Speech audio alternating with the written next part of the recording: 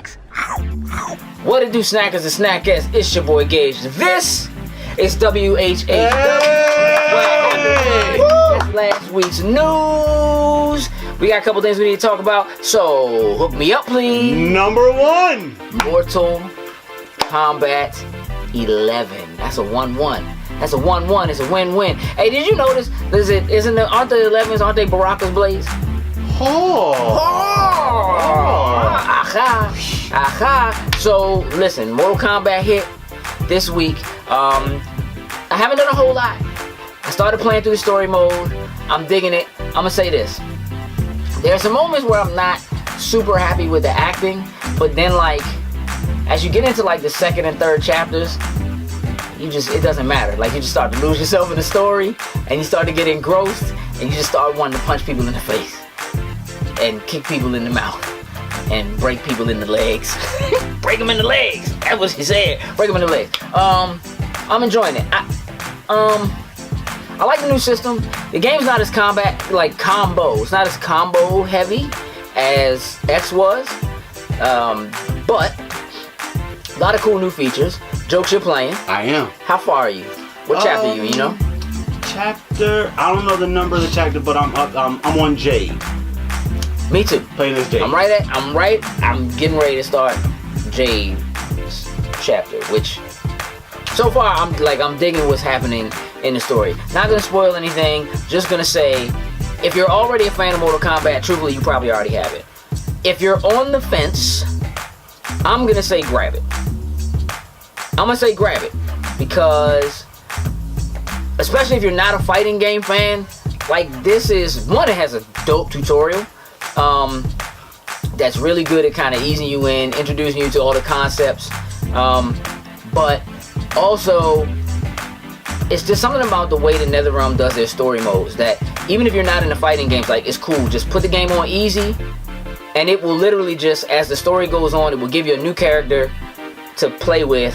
And in some cases, you get to pick between one character or another, to fight this particular fight. And it just kind of eases you through and introduces you to small pieces. But the stories are so good and so intricate that I think that even if you're not a huge fighting game fan, you can have a good time, if nothing else, just going through the story mode.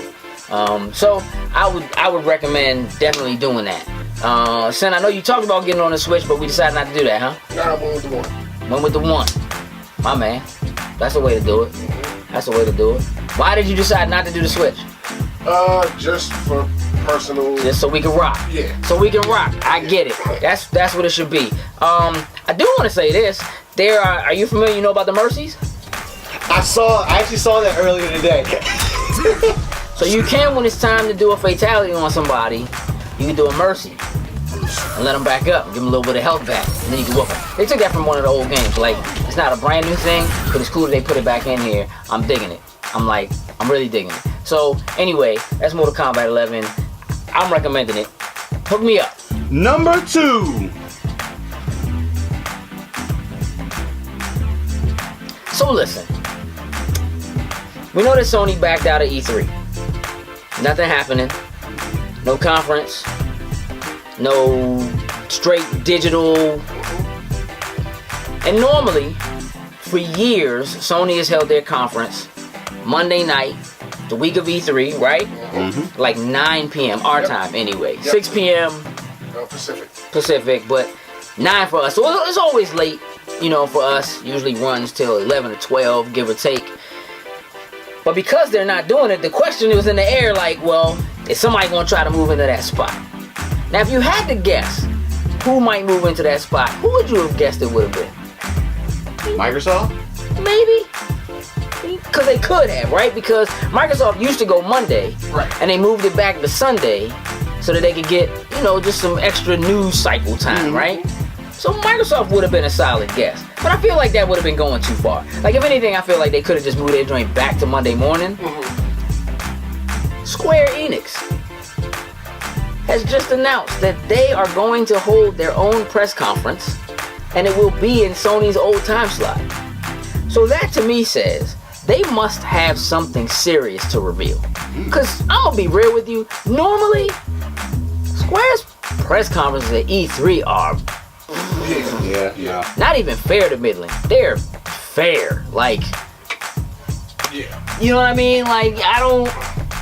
A lot of times, like Tomb Raider will get like shown first on Microsoft's stage at E3, and then they'll show it again. Or you know what I mean? It just doesn't really have a lot of fanfare. So now I'm wondering, like, does that mean we're gonna get the Avengers trailer finally for the new Avengers game? Will there be a new Tomb Raider? Like, what are you expecting? Do we get Final Fantasy VII? Do we get the remake? What are we getting?